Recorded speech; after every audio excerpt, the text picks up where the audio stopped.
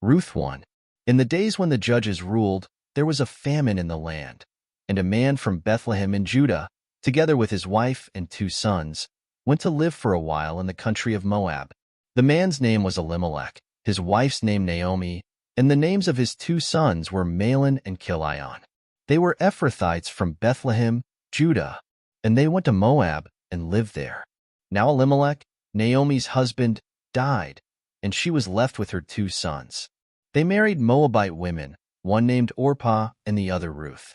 After they had lived there about 10 years, both Mahlon and Chilion also died, and Naomi was left without her 2 sons and her husband. When she heard in Moab that the Lord had come to the aid of his people by providing food for them, Naomi and her daughters-in-law prepared to return home from there. With her 2 daughters-in-law, she left the place where she had been living and set out on the road that would take them back to the land of Judah. Then Naomi said to her 2 daughters-in-law, "Go back, each of you, to your mother's home. May the Lord show kindness to you, as you have shown to your dead and to me.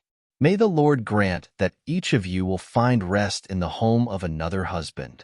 Then she kissed them, and they wept aloud, and said to her, "We will go back with you to your people."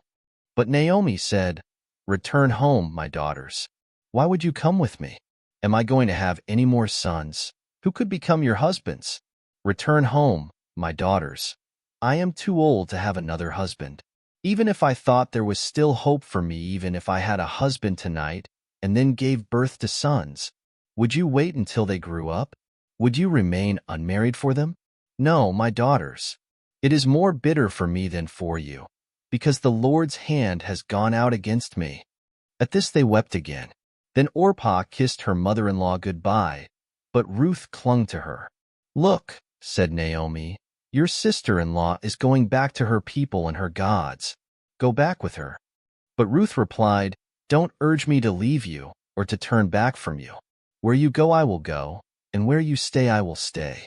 Your people will be my people, and your God my God. Where you die I will die, and there I will be buried. May the Lord deal with me, be it ever so severely, if anything but death separates you and me." When Naomi realized that Ruth was determined to go with her, she stopped urging her. So the 2 women went on until they came to Bethlehem. When they arrived in Bethlehem, the whole town was stirred because of them, and the women exclaimed, "Can this be Naomi?" "Don't call me Naomi," she told them. "Call me Mara, because the Almighty has made my life very bitter. I went away full, but the Lord has brought me back empty. Why call me Naomi?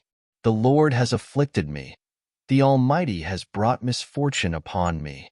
So Naomi returned from Moab, accompanied by Ruth the Moabitess, her daughter-in-law, arriving in Bethlehem as the barley harvest was beginning. Ruth 2. Now Naomi had a relative on her husband's side, from the clan of Elimelech, a man of standing, whose name was Boaz. And Ruth the Moabitess said to Naomi, "Let me go to the fields and pick up the leftover grain behind anyone in whose eyes I find favor." Naomi said to her, "Go ahead, my daughter." So she went out and began to glean in the fields behind the harvesters. As it turned out, she found herself working in a field belonging to Boaz, who was from the clan of Elimelech. Just then Boaz arrived from Bethlehem and greeted the harvesters. "The Lord be with you." "The Lord bless you," they called back. Boaz asked the foreman of his harvesters, "Whose young woman is that?" The foreman replied, "She is the Moabitess who came back from Moab with Naomi." She said, "Please let me glean and gather among the sheaves behind the harvesters." She went into the field and has worked steadily from morning till now, except for a short rest in the shelter. So Boaz said to Ruth, "My daughter, listen to me. Don't go and glean in another field, and don't go away from here. Stay here with my servant girls. Watch the field where the men are harvesting, and follow along after the girls. I have told the men not to touch you. And whenever you are thirsty, go and get a drink from the water jars the men have filled." At this, she bowed down with her face to the ground. She exclaimed, "Why have I found such favor in your eyes that you notice me foreigner?" Boaz replied, I've been told all about what you have done for your mother-in-law since the death of your husband, how you left your father and mother and your homeland and came to live with a people you did not know before. May the Lord repay you for what you have done. May you be richly rewarded by the Lord, the God of Israel, under whose wings you have come to take refuge. May I continue to find favor in your eyes, my Lord, she said. You have given me comfort and have spoken kindly to your servant, though I do not have the standing of one of your servant girls. At mealtime Boaz said to her, Come over here, have some bread and dip it in the wine vinegar. When she sat down with the harvesters, he offered her some roasted grain. She ate all she wanted and had some left over.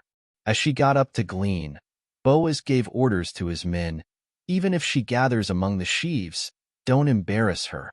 Rather, pull out some stalks for her from the bundles and leave them for her to pick up, and don't rebuke her. So Ruth gleaned in the field until evening. Then she threshed the barley she had gathered, and it amounted to about an ephah. She carried it back to town, and her mother-in-law saw how much she had gathered. Ruth also brought out and gave her what she had left over after she had eaten enough. Her mother-in-law asked her, Where did you glean today? Where did you work? Blessed be the man who took notice of you. Then Ruth told her mother-in-law about the one at whose place she had been working. The name of the man I worked with today is Boaz, she said. The Lord bless him. Naomi said to her daughter-in-law, He has not stopped showing his kindness to the living and the dead. She added, That man is our close relative. He is one of our kinsman redeemers. Then Ruth the Moabitess said, He even said to me, Stay with my workers until they finish harvesting all my grain. Naomi said to Ruth her daughter-in-law, It will be good for you, my daughter, to go with his girls, because in someone else's field you might be harmed. So Ruth stayed close to the servant girls of Boaz to glean until the barley and wheat harvests were finished, and she lived with her mother-in-law. Ruth 3.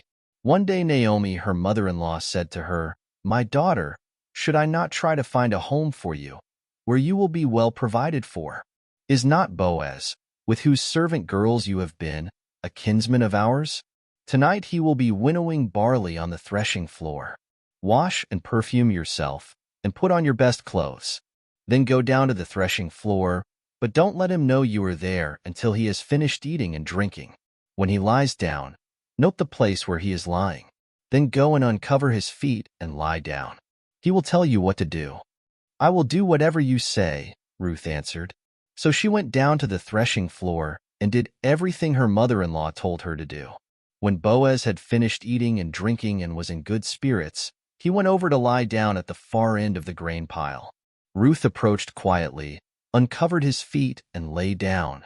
In the middle of the night, something startled the man, and he turned and discovered a woman lying at his feet. Who are you? He asked. I am your servant Ruth, she said. Spread the corner of your garment over me, since you are a kinsman redeemer. The Lord bless you, my daughter, he replied. This kindness is greater than that which you showed earlier. You have not run after the younger men, whether rich or poor. And now, my daughter, don't be afraid. I will do for you all you ask. All my fellow townsmen know that you are a woman of noble character. Although it is true that I am near of kin, there is a kinsman redeemer nearer than I. Stay here for the night, and in the morning if he wants to redeem, good, let him redeem. But if he is not willing, as surely as the Lord lives I will do it. Lie here until morning. So she lay at his feet until morning, but got up before anyone could be recognized. And he said, Don't let it be known that a woman came to the threshing floor. He also said, Bring me the shawl you are wearing and hold it out. When she did so, he poured into it 6 measures of barley and put it on her. Then he went back to town. When Ruth came to her mother-in-law, Naomi asked, How did it go, my daughter? Then she told her everything Boaz had done for her, and added, He gave me these 6 measures of barley, saying, Don't go back to your mother-in-law empty-handed. Then Naomi said, Wait, my daughter, until you find out what happens, for the man will not rest until the matter is settled today. Ruth 4. Meanwhile, Boaz went up to the town gate and sat there. When the kinsman redeemer he had mentioned came along, Boaz said, "Come over here, my friend, and sit down." So he went over and sat down. Boaz took 10 of the elders of the town and said, "Sit here," and they did so. Then he said to the kinsman redeemer, "Naomi, who has come back from Moab, is selling the piece of land that belonged to our brother Elimelech.